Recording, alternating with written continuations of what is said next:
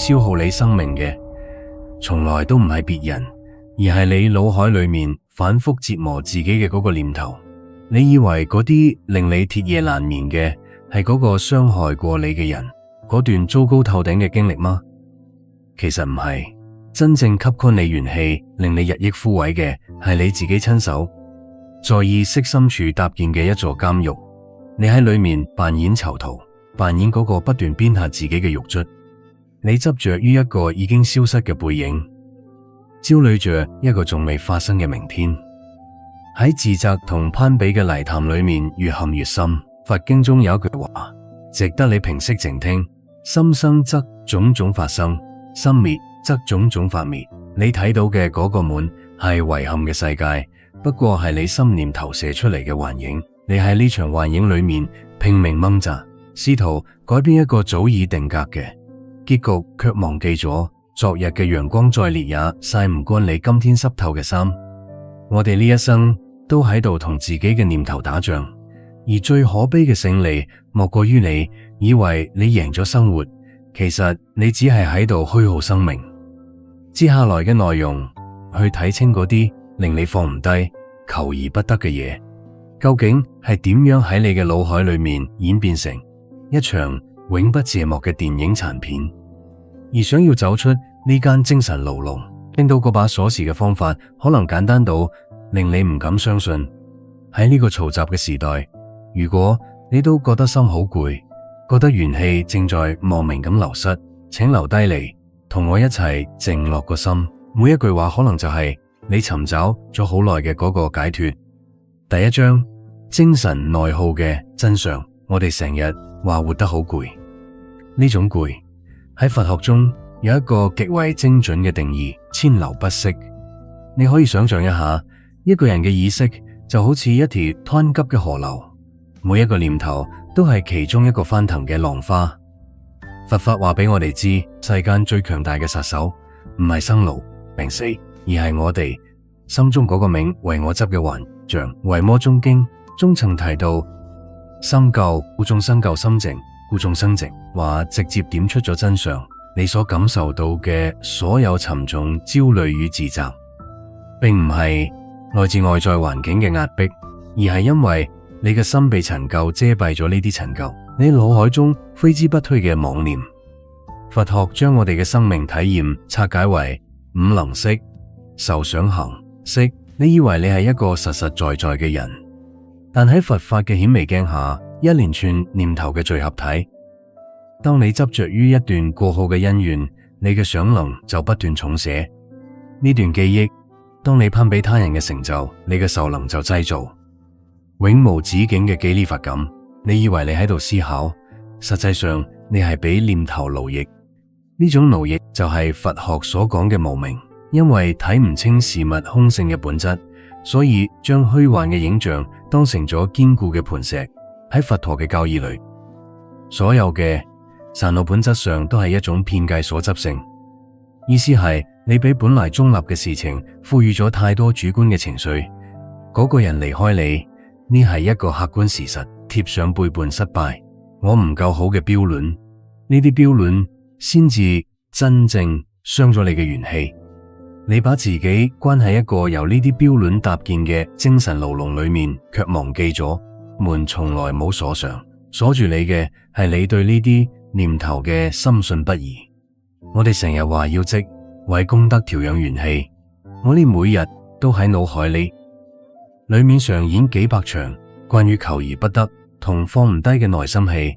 你再點樣食補品，再點樣拜佛，都補唔返嗰份被妄念耗盡嘅生命能量。並唔係叫你逃離生活，而係叫你認清一個道理：昨日嘅陽光曬唔乾今日嘅衫，明日嘅風雨也淋唔到今日嘅你。所有嘅痛苦都發生喺過去或未來嘅虛空裏面，唯獨唔喺當下。如果你都想從呢種無謂嘅虛妄中解脫，想揾翻嗰份本該屬於你嘅自在與清淨，留低呢幾個字：妄念消散，當下心安。呢唔單止係一句祝福，更係一份對潛意識嘅宣告，宣告你願意放低嗰啲虛假嘅重擔，重新攞翻生命嘅主動權。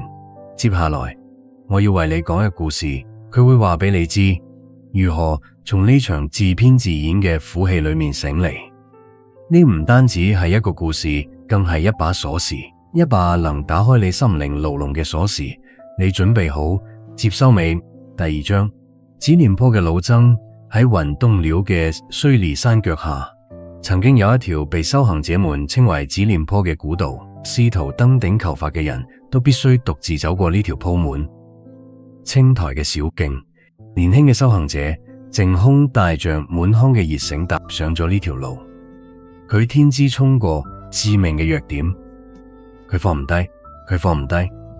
3年前師父對佢嘅嗰句呵斥，放唔低同門師兄比佢早一步悟道嘅遮道，更放唔低家鄉嗰個佢決意出家時下敲耳喺門扉後嘅嗰聲微弱嘅冷色。走着走着，淨空發現路邊坐着一個形容枯槁嘅老僧，老僧身後背着一個巨大嘅用黑布嚴實包裹嘅長形麻袋，沉重到佢嘅腰身幾乎貼到地面。佢每行一步都發出沉重嘅喘息，着心學西嘅就問跌進泥土裏，正空心生奇難呢，上前作揖問道：老人家，呢條山路陡峭，您背住咁重嘅行囊又去邊度？不如等弟子幫您一把。緩緩抬頭，雲道嘅眼中閃過一絲詫異嘅光，佢聲音沙沙咁回答：呢樣嘢邊個都幫唔到，呢係我最寶貝嘅家當，我要帶住佢走完呢一生。好奇咁打量嗰個麻袋，佢散發着一種陳舊腐朽嘅氣息，卻又透着一種莫名嘅熟悉感。佢忍唔住問：裏面裝嘅係咩？老僧古怪咁笑咗笑，枯瘦嘅手指冧摸着麻袋嘅邊緣，裝嘅係我仲未贏翻嚟嘅面子，裝嘅係我仲未等到嘅道歉，仲裝咗一個我始終得唔到嘅人。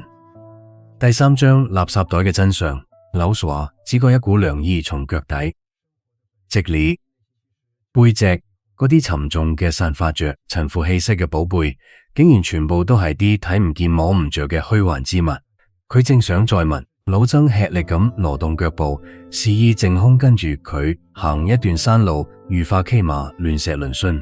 淨空驚冷咁發現，老僧身後嘅麻袋隨着每一步嘅諗出，都曬衣咁蓬空。每當老僧路過一處刻有經文嘅石碑，佢就會停低，嘴裏面神經質咁嘟塞住幾十年前某次受到嘅不公待遇。每嘟塞一句，就傳出門屏，有咩活物喺裏面劇烈掙扎。你睇，佢又喺度嘲笑我啦。老僧指住一塊被風化得模糊不清嘅山舍，眼神空洞而驅散。30年前，棵老槐樹下，佢當住眾人嘅面指住我個鼻，我呢世佛緣淺薄，注定一事無成。呢句話我背咗足足30年，只要我一日唔證明佢錯，我一日唔能夠令佢收回嗰句話，我就一日唔可以放低呢個袋。我要帶住佢去見佛祖，我要討一個公道。淨空望住嗰個幾乎要將老僧壓垮嘅重擔，跛咁問：可嗰個人或許早已化作黃土，或者早已忘記咗呢件事。令咁樣背住佢嘅說話前行，折磨嘅唔係佢，係令自己啊！老僧猛地轉過頭，盯住淨空嘅目光，像一面鏡子，映照出淨空內心深處同樣嘅執拗。老僧冷笑一聲，講得輕鬆：咁你呢？你背囊裏面裝嘅又係邊個？你出家嗰日，唔係呀？正似呢個袋裏面嘅冤魂，日夜啃噬住你嘅直通嘛？淨空如遭雷擊，佢下意識咁摸咗摸自己嘅膊頭，明明乜都冇，感到一種前所未有嘅酸猛同沉重。原來我哋每個人都係呢個謊話嘅諗詩人，只係有啲人嘅絲拔手諗在背上，有啲人嘅絲拔手諗在心裏。第4章嘅垃圾。就喺呢個時候，前方山道轉角處出現咗一口深不見底嘅枯井，井邊立着一塊殘破嘅石碑，上面隱約刻着洗心兩個字。步履中山咁行到井邊，竟然作勢要解開嗰個纏繞咗一輩子嘅死結，將嗰個巨大嘅麻袋扔入去，但係喺手指觸碰到線索嘅一瞬間，變得極其慘烈、旁身，要挖去自己心頭嘅一塊肉。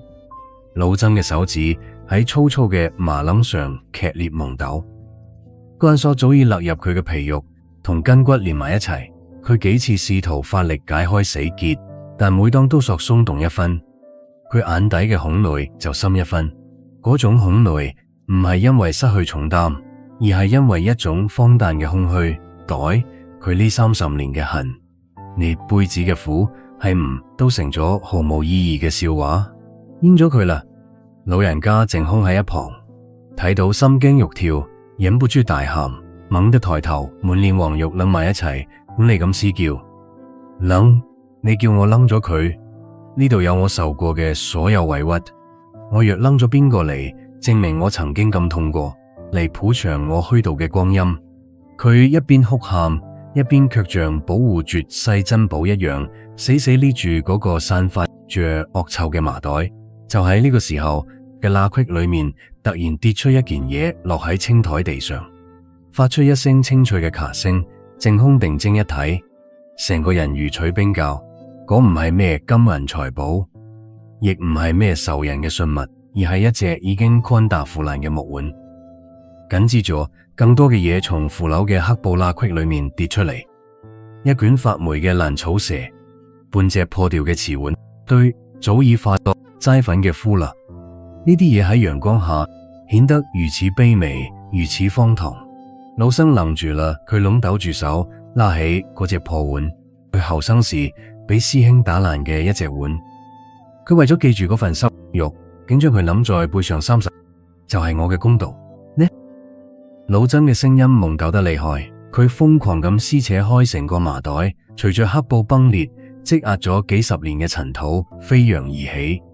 靜空驚恐咁發現，嗰麻袋裏面裝嘅根本唔係咩實質嘅痛苦，一堆又一堆，佢自己從路邊執翻嚟嘅垃圾。每當佢感到不公，佢就執一塊石頭放進去；每當佢感到自責，佢就揸一把爛泥塞入去佢背咗一輩子嘅係自己親手收集嘅垃圾。第5章，放下之後嘅空虛。老曾跪倒喺枯井邊，望住滿地嘅狼藉，突然發狂般嘅大笑起來。嗰笑聲驚動咗林間嘅飛獸，靜空心中嘅某種幻覺。老曾指住嗰堆垃圾，眼淚奪眶而出。我以為我抌住嘅係一座大山，冇諗到我只係捨唔得呢一堆爛泥。爛泥竟然30年冇抬起頭睇過一眼。天上嘅月光話音剛落，老生猛地用力將嗰堆所謂嘅家當連同嗰個破爛嘅麻袋推咗落深不見底嘅枯井當果，一整袋沉重嘅碎石啊、爛泥同破瓷片取入深井。預想中嘅沉重嘅落水聲並冇傳回，反而係一陣虛無嘅寂靜，得連風聲都窒息啦。靜空屏住呼吸，緊緊盯住老曾嘅背影。本以為擸咗負擔之後嘅老曾會如釋重負，一躍而起，景象卻令靜空感到一陣莫名嘅驚悚。老曾保持住推嘢落井嘅姿勢，成個人僵喺原地，像一尊乾枯嘅石像。突然，佢嘅身體開始劇烈搖晃，發出嗰種由於長期負重而扭曲嘅呻吟，失去咗嗰股一直向下拉扯嘅千斤重力。老生嘅脊椎竟然因為無法適應突如其來嘅輕盈，牙酸嘅咔聲，我嘅背唔見咗。老曾發出一聲濃厲嘅哀嚎，佢瘋狂咁反手抓拿住自己嘅背脊，抹喺破爛嘅僧袍上，畫出刺耳嘅聲響。佢嘅雙眼充滿咗從未有過嘅驚恐，甚至比抌住重擔時仲要絕望。靜空衝上前扶住佢，老曾嘅身體輕得像一張紙，旁放嗰袋垃圾先至係佢生命嘅支柱。老曾癱坐喺地，失魂落魄咁喃喃自語：擸咗，真係擸咗。如果冇咗嗰啲恨，我又係邊個？如果冇咗嗰啲委屈，呢30年我活着嘅證據喺邊度？我乜都冇晒啦。第6章，覺醒嘅光芒。呢一幕空如遭雷擊，佢猛然意識到最可怕嘅並唔係嗰袋垃圾，而係老曾已經同嗰袋垃圾合二為一。佢用痛苦定義咗自己嘅存在，標榜咗自己嘅價值。一旦失去咗呢啲令佢可以唉聲等氣、可以怨天尤人嘅素材，佢嘅靈魂竟然揾唔到落腳嘅地方。佢成咗自己痛苦嘅造物，離咗苦，唔知點樣呼吸。就喺呢個時候，枯井深處突然泛起一道微弱嘅白光，嗰光並唔刺眼，卻帶住一種洗滌靈魂嘅清涼。邊緣嗰啲原本暗紅色嘅像，蒸住怨念嘅豺龍，喺光芒嘅照耀下，竟然奇蹟般咁退去，露出咗青石原本嘅質地。老僧龍抖住爬到井邊，低頭望向井底，深邃嘅虛無中，佢冇睇到跌落去嘅麻袋，反而睇到咗一張臉，一張年輕飽滿、冇俾怨恨侵蝕過嘅臉。嗰係30年前，喺一切執着尚未發生之前嘅佢自己。原來我一直把自己關喺裏面。老僧伸出枯槁嘅手，試圖觸摸井中嘅倒影。佢嘅聲音唔再沙傻，而係帶上一種近乎透明嘅稜斗。淨空企喺一旁，望住老僧嘅身體喺嗰道光中逐漸變得通透。老僧轉過頭望向淨空，眼神中多咗一種睇透生死嘅悲涼。你聽到未？嗰井底冇回聲，因為你掟入去嘅嘢本來就係唔存在嘅，佢哋只存在於你嘅念頭裏面。你放手嘅嗰一刻，佢哋就消失喺虛空。我是一切係假嘅，先至係呢個世上最難嘅修行。老僧緩緩站起身，動作唔再遲。嗰股壓喺佢膊頭上幾十年嘅，幾乎要將佢截斷嘅沉重感，化作嚟虛無。佢回過頭，對住滿臉震撼嘅淨空，微微一笑。細路，你睇呢條山路，佢指住佢哋嚟時，嗰條滿係泥冧同碎石嘅古道。嗰袋垃圾行嘅時候，眼裏只有腳下嘅方寸之地，覺得呢條路陡峭得要命，覺得呢個天灰暗得要死。我總喺度諗，等我邊日將呢份委屈訴說清楚咗嗰個嘲笑我嘅人，我先至要去賞花，我先至要去聽風。老僧停頓一下，深深吸咗一口山間清冷嘅空氣，彷徨嗰係世間最甘甜嘅泉水。我先發現花一直喺度開，風一直喺度吹，只係我忙住喺腦海裏面同嗰個早已唔喺度嘅人吵架，忙住喺心裏面修補嗰個破咗30年嘅瓷碗。最好嘅生命都浪費喺一場早就謝幕嘅爛戲裏面。老僧講完，竟然折身往山下走去，步履生風。嗰破爛嘅僧袍隨風舞動，像一隻即將振翅嘅白豬。唔登殿求法啦！淨空喺身後大喊，聲音喺空谷中回蕩。老僧頭也不回爽朗嘅大笑聲傳翻嚟，登咩殿？求咩法？此時此刻，腳下嘅青草係法，指尖嘅微風係法。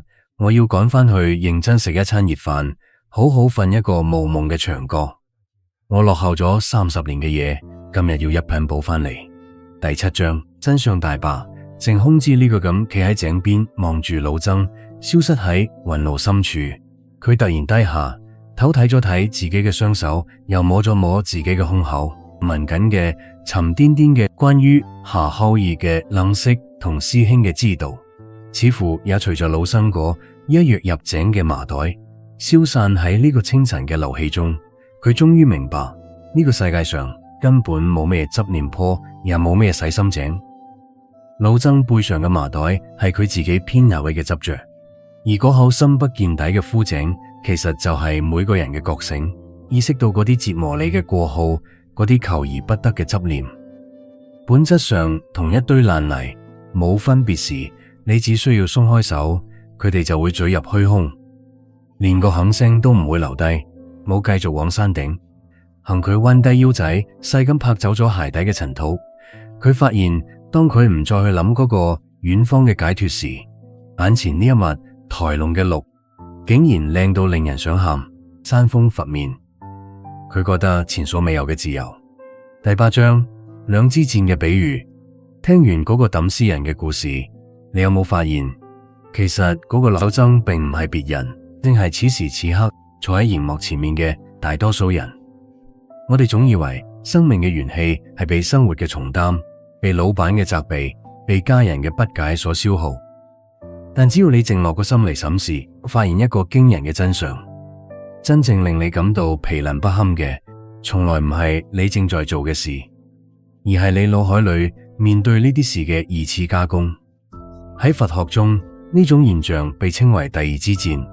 第一支箭係外在發生嘅客觀事實，比如你俾人拒絕，或者喺工作中犯咗錯。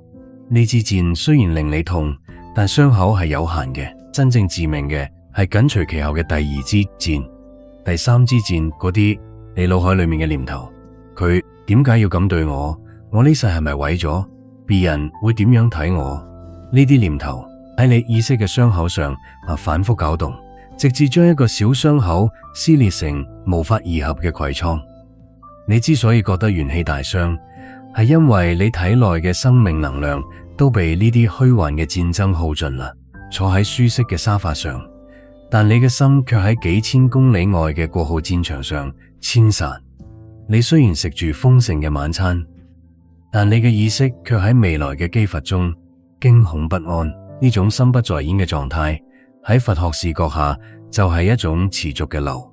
你嘅生命力就似一個滿係窿嘅木桶，無論你點樣進步，嗰啲關於執着、焦慮、攀比嘅念頭，將你嘅能量流得乾乾淨淨。第9章，3個核心嘅拆解。第1個核心，對自我形象嘅執着。點解你放唔低嗰個求而不得嘅人？你對一次多年前嘅失敗耿耿於懷，因為你將呢啲經歷當成咗我嘅一部分。你覺得失去咗嗰個人，你嘅生命就唔完整。你覺得嗰次失敗就定義咗你係一個無能嘅人呢？喺佛學中叫做我執，就好似故事裏面嘅老僧，佢抌住爛泥，佢覺得嗰係佢受苦嘅勳章，係佢活着嘅證明。佢經營咗啲垃圾之後，自己就變成一個透明嘅虛無。你係咪已在用痛苦定義自己？第2個核心幻象，請你仔細諗下，嗰啲令你痛苦嘅念頭，有邊一個係發生喺此時此刻嘅？焦慮係將心掛喺仲未發生嘅未來，為一場可能永遠唔會到嚟嘅風雨提前擔遮。自責與遺憾係將心鎖喺已經死去嘅過號，係試圖修補一段已經燒成灰燼嘅電影膠片。佛法話俾我哋知，心不可得，現在心不可得，未來心不可得。生命唯一嘅發生地就係此時此刻，就係你當下嘅一呼一吸、一舉一動。從嗰啲虛幻嘅時間維度拉翻嚟，你會發現當下呢一刻其實並冇痛苦，只有存在。嗰啲所謂嘅煩惱，腦海中跳出嚟嘅冇實體嘅彈幕，你越去捕捉佢，佢就越真實。你若只係望住佢，佢瞬間就會好似氣泡一樣破碎。第3個核心，攀比與不甘。喺佛學智慧中，呢被視為對空性嘅無知。我哋總覺得別人嘅生活係完美嘅、堅固嘅，而自己嘅生活係殘破嘅。但事實係萬法皆空，人嘅生活都係一連串因緣同果報嘅流動。你睇到嘅別人光鮮亮麗嘅果，背後也有佢無法言說嘅因。當你因為攀比而登起時，一個並唔存在嘅幻影，而否定自己真實嘅生命，呢種內耗就好似喺黑暗中和自己嘅影子搏鬥。你用盡全身力氣，最後只落得筋疲力盡。第10章，方法，想要變好，真係冇咁複雜。所謂嘅修行，唔係要去改變世界，而係要去轉念。第1個方法，建立意識垃圾桶。我指又開始胡思亂想，又開始喺腦海裏面演戲時，請你學學故事裏嘅老僧，睇清你抌住嘅究竟係咩？係一段早已腐爛嘅關係，一個早已過時嘅評價。認清佢哋嘅本質只係垃圾，然後輕輕咁鬆開手。每當你感到焦慮、自責或者唔甘心嘅時候，先唔好急住跳入去同個念頭理論，而係先喺心裏面對自己講一句：睇嗰個想要得到認可嘅念頭又跳出嚟啦。呢種客觀嘅標記就係將你自己從受害者嘅位置拉返到觀察者嘅位置。一旦你俾呢啲念頭改咗名、貼咗標籤，佢哋嗰種由於未知而產生嘅壓迫感，瞬間就會減半。第二個方法，五龍敏離法，自己因為某個人嘅離去，或者因為一次不如意嘅攀比而陷入低谷時，請先停低，試下將呢個痛苦拆解成零件式。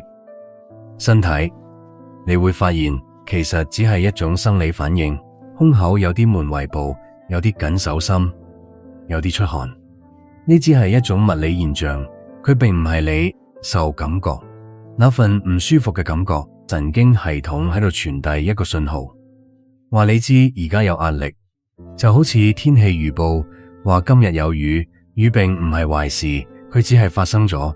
想念頭，腦海裏面有個聲音喺度編恐怖劇本，佢唔再愛我啦，我係一個鐵底嘅失敗者。呢個劇本只係一個念頭，並唔係事實。咁樣一層層唔開，你會發現所謂嘅痛苦，其實係由無數個微小嘅脆弱嘅零件組成嘅，而其中冇任何一個零件叫做永遠，點叫做真相。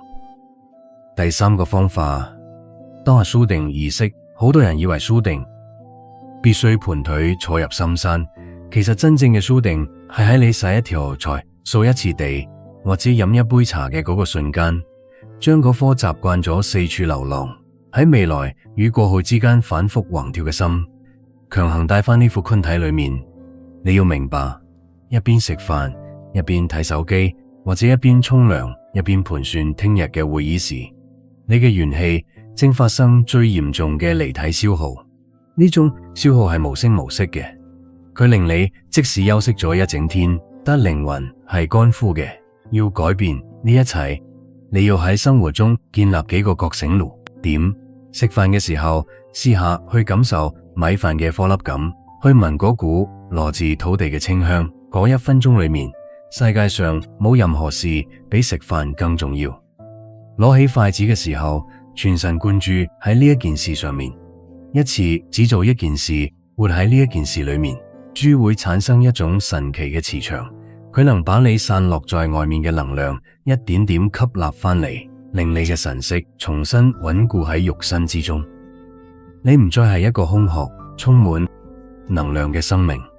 你會發現你無法控制天氣嘅陰晴，無法控制他人嘅去留，可以控制此時此刻你如何呼吸，如何思考，如何對待自己。第11章，結與鬆手就係解脫。講到底，呢一生都喺度同自己嘅念頭賽跑，但最令人稀罕嘅真相係呢場比賽其實從頭到尾都只有你一個人。